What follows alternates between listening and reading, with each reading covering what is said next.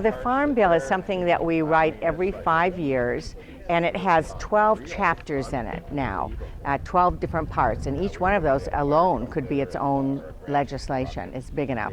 One chapter is on specialty crops now, and that was never there before until 2008. Almost half of the cash receipts in the country right now are fruits and vegetables and specialty crops, so it's incredibly important. That's why I authored in 2008 the first title of the Farm Bill to support specialty crops, and we strengthen it in this bill.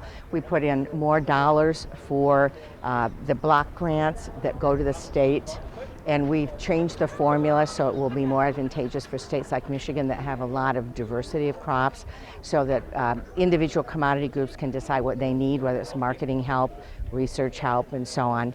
We've also increased the research dollars for pest and disease.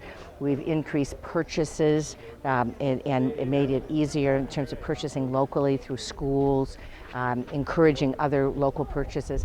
We've tripled the money for farmers markets to support local efforts and the ability to set up food hubs locally for distribution. So there's, we build on what we did in 2008 and add additional resources. We have very specific, both for traditional and organic specialty crops, we have specific money for pest and disease research. But in addition to that, for the first time, we're setting up this new public-private foundation.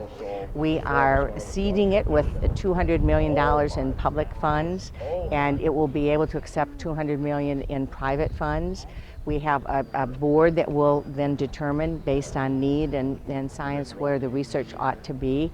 And in my judgment, that's a long-term commitment to research that gets it out of the politics of the appropriations process every year and gives us a longer-term view, which I think is really important.